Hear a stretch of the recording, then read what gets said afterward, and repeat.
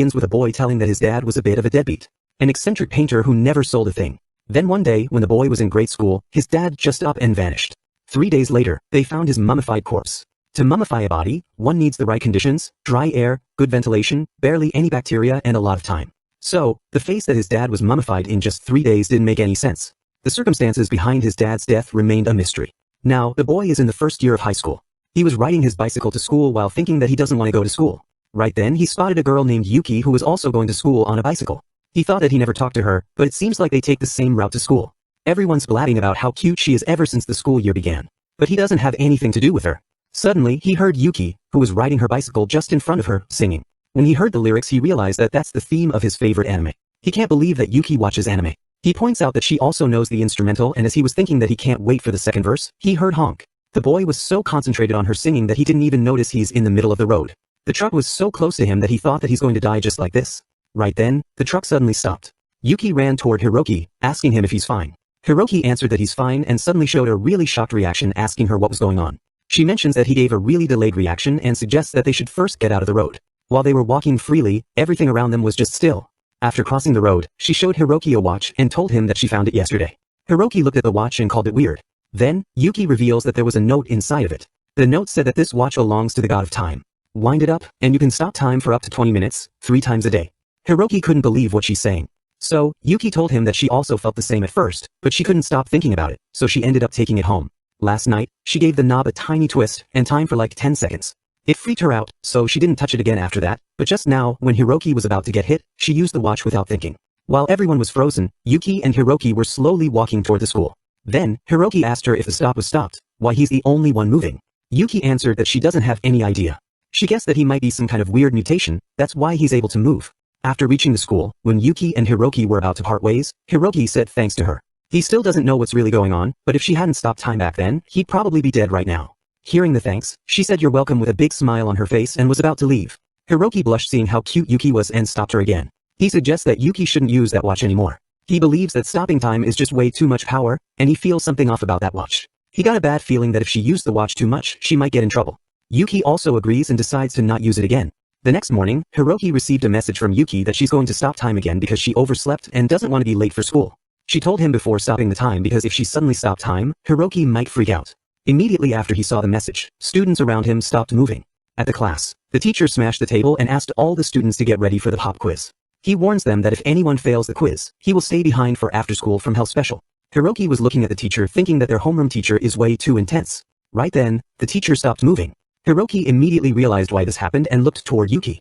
He saw that Yuki had stopped the time to cheat in the test. Hiroki reminds her that she's cheating, but she doesn't care. She said that she didn't want to stay for the after-school Hell Special. So, Hiroki showed her his answer sheet and helped her pass the test. From that day on, they started using the time stop hours. For their own use, they use it to get out of little jams. Like for going to school, they use it if they get late, they use it to pass the tests, and they even use it in baseball.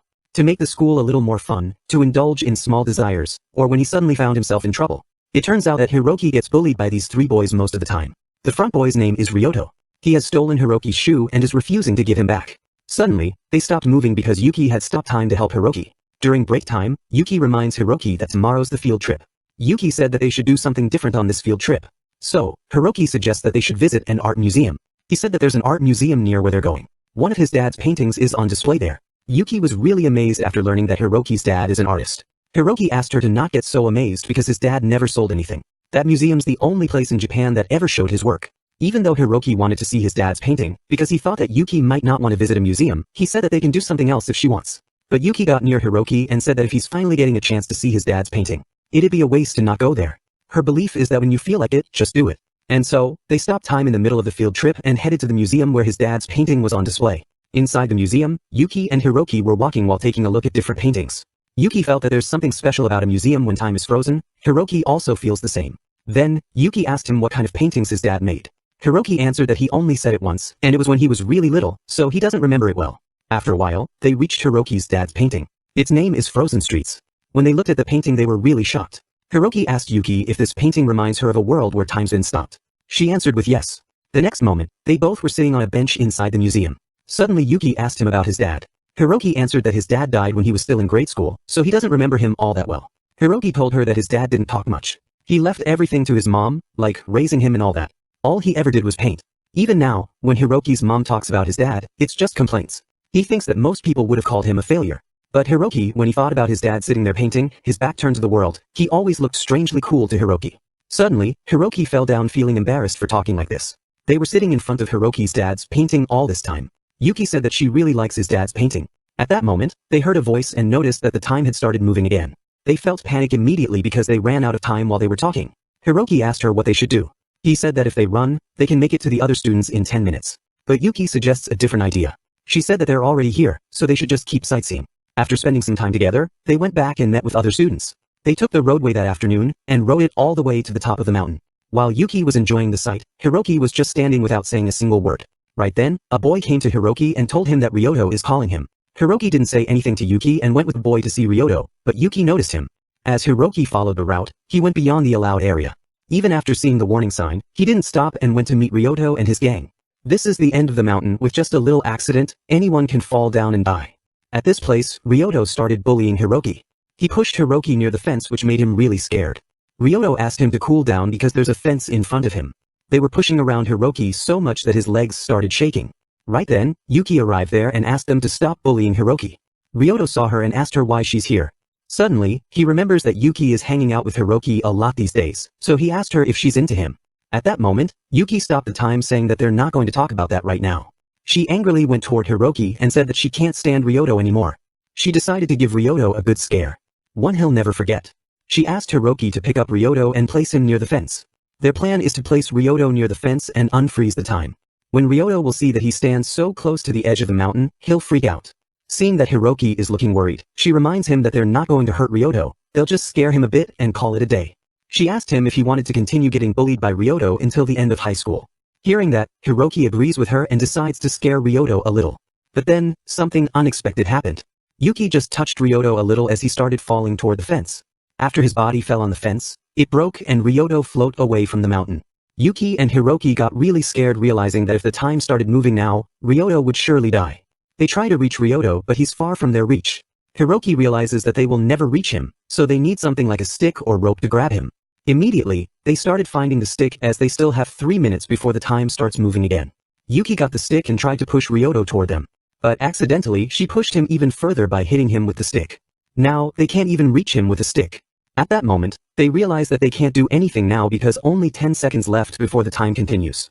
After the time stopped, Ryoto's friends immediately noticed him falling off of the mountain. They checked down the mountain to confirm if it was really Ryoto. They see the clothes of the person who is falling and confirm that he's Ryoto. They panicked and went back to call the teacher.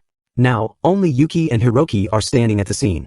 When Hiroki looked at Yuki, he saw her sweating buckets and trembling. She was really scared and asked Hiroki if she became a murderer. Hiroki was also sweating hard and so began their worst summer that ever was. After a while, some students climbed down the mountain where Ryoto fell. When they found Ryoto, they stood there staring at Ryoto.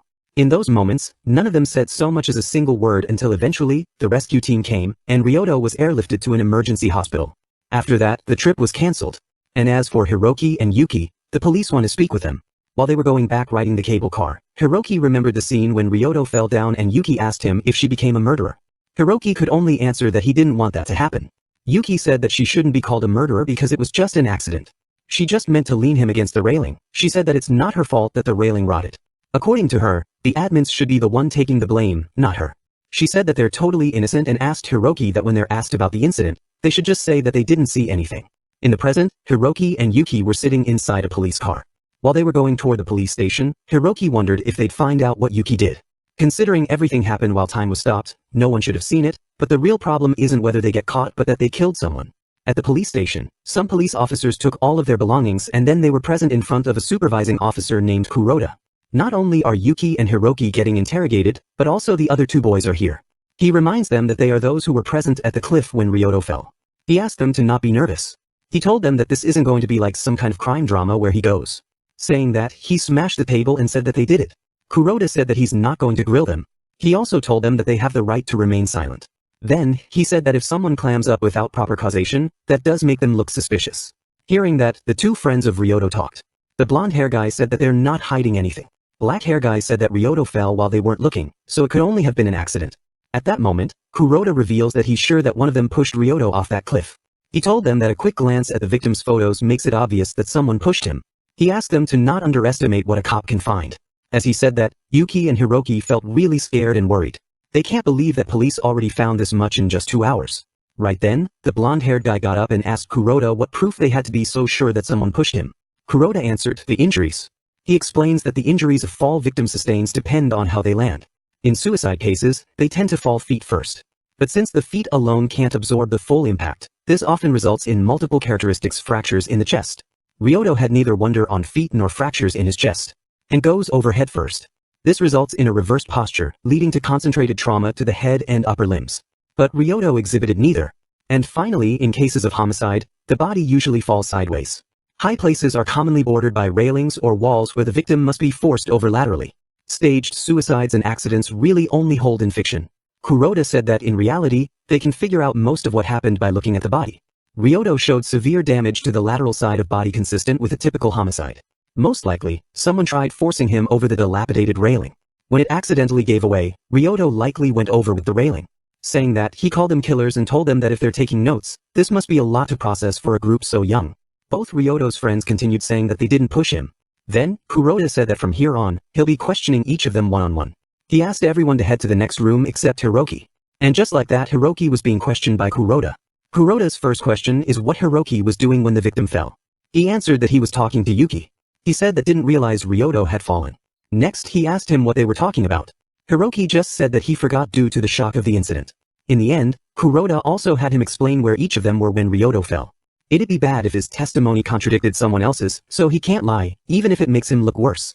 After questioning Hiroko, Kuroda learned that Yuki and Hiroki were closest to Ryoto when he fell. So, he told Hiroki that it'll be a lot easier if he tells him now if he did something wrong.